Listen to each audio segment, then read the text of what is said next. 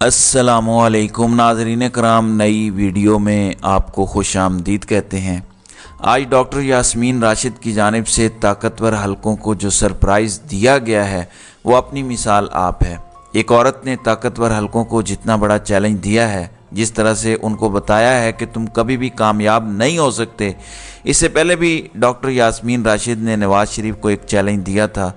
उन्होंने कहा था कि नवाज़ शरीफ तुम वापस तो आ गए हो, तुम्हें स्टेट ने प्रोटोकॉल भी दिया है, तुम्हारा जलसा भी करवाया गया, लेकिन अब मैं तुम्हें चैलेंज देती हूँ, अगर तुम मर्द के बच्चे हो तो आओ मेरा मुकाबला करो, मेरे खिलाफ इलेक्शन लड़ो, देखते हैं फिर कौन जीतता है। आज इंसदाद दहशतगर्दी की अदालत के अंदर डॉक्टर यास्मीन राशिद को लाहौर में पेश किया गया। उन्होंने कहा कि मुझे मज़ीद 11 मुकदमात के अंदर नामज़द कर दिया गया है। ये मुकदमात बनाते बनाते थक जाएंगे, ये थक जाएंगे हम पर जुल्म करते करते। मैं जो कैंसर की मरीज़ा हूँ, मेरे ऊपर मुकदमात बनाते बनाते ये थक जाएंगे, लेकिन ये लोग मुझसे कभी भी प्रेस कॉन्फ्रेंस नहीं करवा सकेंगे। ये थक जाएंगे लेकिन ये प्रेस कॉन्फ्रेंस नहीं करवा सकेंगे। तो ये एक बहुत बड़ा थप्पड़ है उन तमाम लोगों के मुंह पर जिन्होंने 2 दिन भी कैद बर्दाश्त नहीं की। वो भागे भागे गए, कुर्सी पर बैठे और कहा कि 9 मई के वाक़यात की मजम्मत करते हैं, चेयरमैन पीटीआई टेररिस्ट हैं और हम पीटीआई छोड़ रहे हैं। कई लोगों ने कहा कि हम जमात छोड़ रहे हैं, आगे हम सियासत ही छोड़ रहे हैं, जबकि कई लोग किसी दूसरी जमात में चले गए और उन्होंने जिस तरह की फजूलियात बकी वो सारी कौम के सामने है। लेकिन इस सारे सिनेरियो के अंदर 9 मई के बाद जिस तरह से ख़वातीन का किरदार है और कुछ ख़वातीन ने साबित किया कि वो बड़े बड़े मर्दों से बहादुर हैं, जिस तरह सनम जावेद हैं जो महज एक कारकुन है, उनका कोई स्टेक पर नहीं है, ना वो एमएनए है ना एमपीए हैं, ना वो कभी ख्वाहिशमंद थी, ना वो इससे पहले किसी पार्टी के ओहदे पर रही हैं, मगर आज के दिन तक वो डटी हुई हैं और वो भी कहती हैं कि ये मुकदमात बना लें।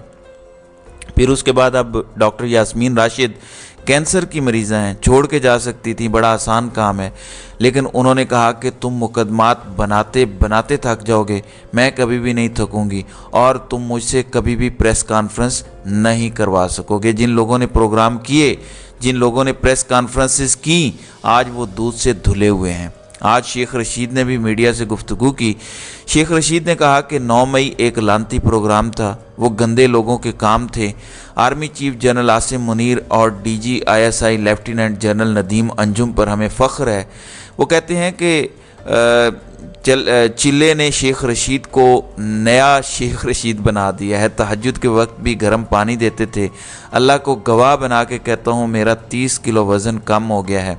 आज कॉलेज का कोट पहना है। जनरल आसिम मुनीर शहर की इज़्ज़त है, नस्ली और असली हूँ, पाक फ़ौज अजीम फ़ौज है, उसके शाना बशाना खड़ा हूँ। ये बयान शेख रशीद ने दिया है। और उसके बाद ख़बर सुनिएगा कि ख़बर क्या आई। अदालत का लाल हवेली को डी सील करने का हुक्म। लाल हवेली के ख़िलाफ़ ऑपरेशन शुरू हुआ था, लाल हवेली को बंद कर दिया गया था, सील कर दिया गया था। आज क्या हुआ कि पहले शेख रशीद ने एक इंटरव्यू दिया और उसके बाद शेख रशीद ने ऐसी कुछ स्टेटमेंट्स दी, जिसके बाद खबर आ गई कि लाहौर हाई कोर्ट के रावलपिंडी बेंच, जिसे रुजू किया था शेख रशीद ने, उन्होंने लाल हवेली को डी सील करने का हुक्म दे दिया है। तो बड़ा लोगों की जानिब से बढ़ा चढ़ाकर पेश ये किया जा रहा है कि शेख रशीद ने ये जो लानती प्रोग्राम कहा है, ये उन्होंने पीटीआई के हवाले से बात की है, इमरान खान के हवाले से बात की है। लेकिन शेख रशीद का पहले दिन से मौक़िफ़ है कि इस सारे काम के अंदर नून लीग और पीडीएम शामिल हैं। उनका एजेंडा था, उन्होंने ये सारा स्टेज किया था प्रोग्राम।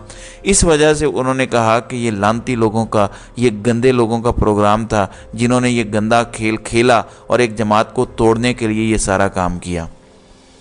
दूसरी जानिब नाज़रीन कराम, आज बाबर सत्तार की जानिब से भी एक सरप्राइज़ दिया गया है। आज ऑडियो लीक्स के हवाले से हाई कोर्ट के अंदर समाअत हुई तो जस्टिस बाबर सत्तार ने पूछा कि पहले तो बताएं, ये रिकॉर्ड कौन करता है? क्या कोई दुश्मन मुल्क की एजेंसी रिकॉर्ड करके जाती है, या किसके पास ताकत है कि वो फ़ोन टेप कर सके? इस पर अटार्नी जनरल ने कहा कि देखें, हम इन कैमरा समाअत कर लेते हैं, ज़रा अंदर आएँ, मिलकर बैठकर बात कर लेते हैं, ये सबके सामने बातें करने वाली नहीं है। तो उन्होंने कहा कि इसका मतलब है कि हमारी गुफ्तगू तो महफूज ही नहीं है, हमें तो पता ही नहीं है कि हमारे फ़ोन कौन टैप कर रहा है। हम चैम्बर के अंदर गुफ्तगू कर रहे हैं, अदालत के अंदर गुफ्तगू कर रहे हैं, जिधर भी बैठे हुए हैं हमारी गुफ्तगू रिकॉर्ड हो रही है। یعنی یہ تو واضح طور پر انہوں نے کہا کہ ایک پرائیویسی یا جو بنیادی انسانی حقوق ہیں اس کی خلاف ورزی ہے کہ کسی کا فون ہی محفوظ نہیں ہے، کسی کو کسی وقت بھی ریکارڈ کیا جا سکتا ہے، ہم ججز بھی محفوظ نہیں ہیں، یہاں پہ کوئی بھی محفوظ نہیں ہے، سیاستدانوں کی گفتگو لیک ہو جاتی ہے۔ انہوں نے کہا کہ sitting chief justice supreme court کا ان کی فیملی کی گفتگو ریکارڈ ہو جاتی ہے، تو بتایا جائے، جواب دیا جائے، عدالت اس پر ہمیں سیٹسفائی کرے۔ اور پھر انہوں نے کہا کہ وزیر اعظم کابینہ سے بات کریں، کیونکہ آڈیو ٹیپنگ کے متعلق کوئی قانونی فریم ورک ہونا چاہیے۔ یہ نہیں ہو سکتا کہ ہمارے دفتروں اور چیمبروں میں ہماری گفتگو بھی ریکارڈ ہو رہی ہو۔ اس حوالے سے قانونی دائرہ کار سے متعلق جواب جمع کرایا جائے، اور جواب جمع کرانے کے لیے وزیر اعظم کی کابینہ کو 1 مہینے کا وقت دے دیا گیا ہے۔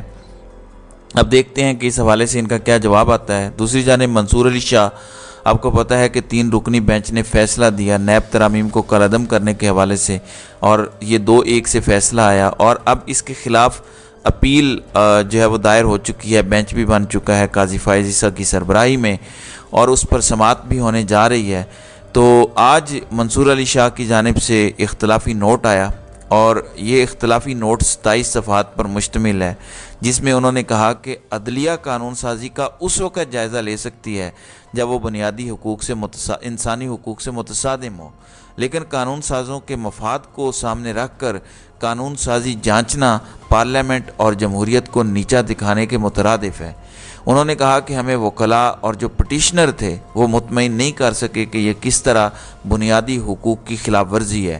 ہمیں پارلیمنٹ کی حدود میں نہیں جانا چاہیے، اور پارلیمنٹ قانون بناتی بھی ہے، پارلیمنٹ قانون ختم بھی کرتی ہے۔ ہمیں ایسا بالکل نہیں کرنا چاہیے تھا کہ ہم قانون سازی معطل کر دیتے، ہمارے پاس یہ اختیار نہیں ہے۔ اداروں کو دوسرے اداروں کی عزت کرنی چاہیے، اور سیاستدان کوئی بھی قانون بنا دیں تو آئین کے اندر ان کے احتساب کا طریقہ بڑا واضح ہے کہ عوام ان کو اگلی دفعہ ووٹ نہ دیں۔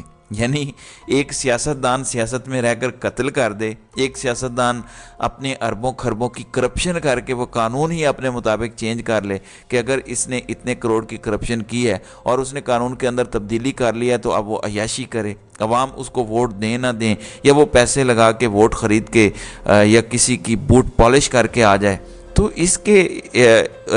اس سے احتساب کے لیے کوئی عدالت نہیں ہے بلکہ عوامی عدالت ہے۔ اب سوال یہ بھی پیدا ہوتا ہے کہ اگر عوامی عدالت ہے، عوام نے احتساب کرنا ہے، تو پھر الیکشن کیوں نہیں ہوتا؟